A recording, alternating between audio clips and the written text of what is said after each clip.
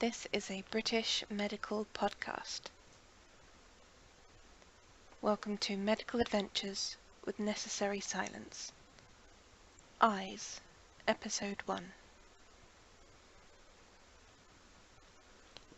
The beginning point would be to establish the condition of my eyes and how long it's been a problem for. My eyesight has been impaired my entire life, and I believe I got my first glasses before the age of 3, and that was excuse me, that was some time ago. I had they had adult frames, but just scaled down to children. These days they have things that look like goggles to give babies and infants prescription lenses, and I am fascinated by that concept because my eyes were very obviously in need of correction. Excuse me. From the offset, my right eye drifted in, so like being cross-eyed, but only the right one went in. Also sometimes known as a lazy eye. So it was plainly obvious to everyone that this child needs glasses, but they have to wait until you're capable of having something on your face made of metal and glass, which is what they were at the time.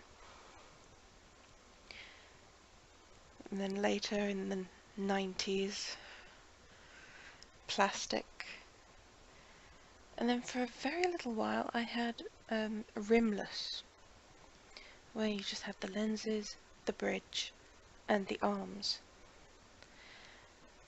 And then my eyesight got worse, and I had to have a thicker lens on the right side, so I wasn't able to have rimless. I needed the support of the rims.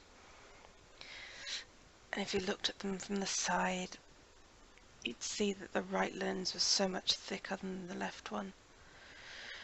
But what can you do? You need your eyes to function. When I was a child, I wore a large, it's an eye patch, but it's very similar to a plaster in that it's the standard beige, and sticky all the way round with a slightly padded section in the centre. So I would wear this over my left eye, my good eye, and they had bizarrely small round animal stickers that your parents could affix to the centre of the eye patch to sort of emulate an eye. I don't really know what the purpose was. To give you a sticker of, my favourite was a panda. To have a small sticker of a panda on this large plaster that is covering the eye of your child. It seems such a strange concept. Surely a cartoon eye would have made more sense? I don't know. But that's what they did, and that was in an effort to strengthen the right eye, the lazy eye as they call it. Like the eye is just choosing, no, I'll let the left one do all the work. But up to the eye, it has a weakness. So I experienced double vision because the left eye was taking one image and the right eye excuse me, being misaligned, was taking in an image that didn't match up. It left me with lasting depth perception issues. Pretty bad at any kind of racket sport, but I gave it a good go. Picking things up, putting them down, not walking into door frames and furniture, always been problems. One of my parents is short-sighted and the other is long-sighted, which left me with great difficulties. If I could just explain what short-sighted and long-sighted are. Short-sighted is known as myopia. You can see things at a short distance. The problem is distant objects. They appear blurry. Apologies if you've just heard a cat yowling as she is wont to do. Long-sighted is where you can see distant items. This is known as hyperopia, and items that are closer to you are out of focus. It always confused me because short-sighted is a problem with your eyes, but it's not that you can't see things that are a short distance away. The title of the condition is the thing with which you don't have a problem. Frustrating, but okay. My kind of long-sightedness is unfortunately that it's difficult to see things at any distance, which results in a lot of squinting and trying very hard to bring things into focus. So that was the condition of my eyes. To sum up, long-sighted, but in general everything could be blurry, double vision, and cross-eyed in one eye. The left eye was doing a lot of the work, but unfortunately because of that its focal point was more towards the centre, which left me a large blind space on my right hand side and a small blind gap on my left. Essentially a cyclops, but without the benefit of having the eye centrally located. And that was the condition for all of my life until recently. I tried contact lenses once. I can go into that next time. I think what I'll discuss this time is the tests that were done on me when I was a child. Because with advances in technology, a lot of that information is probably not relevant these days. And I thought it would be nice to capture the strange things that we had to do. I used to have to go quite regularly to a hospital department. It was actually in a porter cabin, but so was my school lessons. Just very bad at putting buildings up where I live. Need more space? We'll add a porter cabin. Porter cabin being just some rooms that you can sort of wheel in and put down like a static caravan. But just rooms that you can use to put your staff or students in. Not very well insulated, but they did have windows, which was nice. So I'd go to these things often. I remember there was a large poster of Rupert the Bear. If you're not familiar with Rupert the Bear, he's such a middle-class figure from British childhood. Have a look. View the trousers of Rupert the Bear. And in that department, there'll be different machines to use. The one I remember most clearly was you would sit on a chair and look into a viewfinder, and you would see an image of a dog and an image of a kennel. And your job was to move dials, I believe, to put the dog into the kennel. Most of these tests are the same test but repeated with one eye covered versus the other eye covered, or occasionally with both eyes active.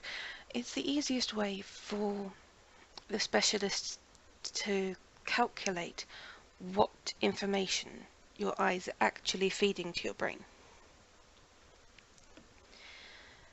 So you close your bad eye, put the dog in the kennel, open it, dog's in the kennel. Close your good eye, put the dog in the kennel, open it. Dog is not where you left him. because if you have trouble with your eyes, they are essentially giving you bad information. Through no fault of their own. That's why you wear corrective lenses, which force the eye to try and compensate for the natural deviation that it has.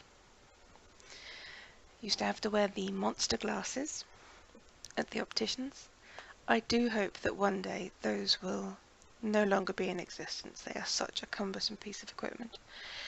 It's like a normal pair of glasses in that it has the bridge, the two ocular vision spaces where the lenses go in, and the arms. The arch on the back of the arms is much more curved. It sort of hugs the back of the ear, and I'm not quite sure why. But you're wearing these large, clunky plastic glasses, and then they add different lenses in. It's a sort of mix and match situation. So they put in 2 lenses on the left eye and 2 different lenses on the right eye, and then they'd rotate the lenses round. I was never quite sure what exactly they were going for. And then they ask you, is it better with this lens or without? With or without? And you're thinking, it's no different. Do I tell them that? Is no different an option? Is this a yes or no only question? And there's a sort of briefcase full of lenses to one side. And there are lights that go on and off, and you have to read them, and there are charts with letters that get progressively smaller. And one on a distant wall, and one in a sheet that they hand you and say, which size can you read?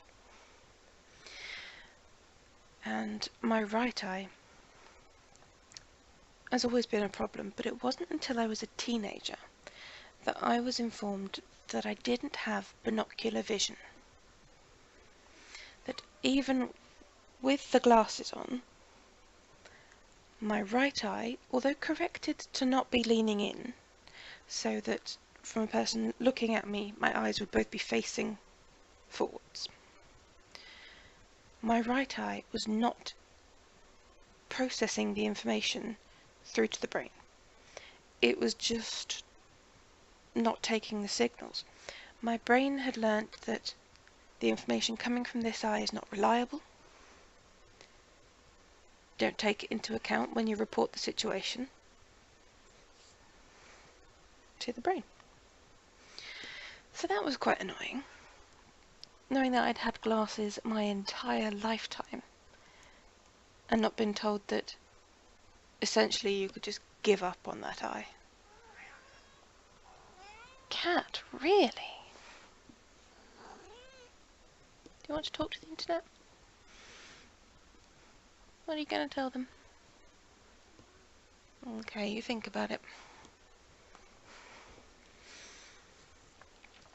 So, next time I would like to discuss contact lenses and life with glasses, and the effect that VR equipment has had on my eye condition.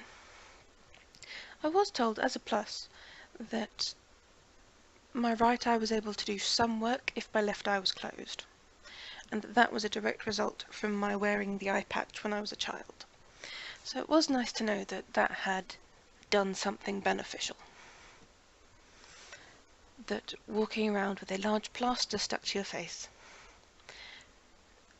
always concerned about the eyebrow, how is that not pulled off? But I don't remember being all that concerned when I was a child, so I suppose it's just not an issue. But it's a very large plaster with optional pandas. So, next week, VR, its effect on my eyes.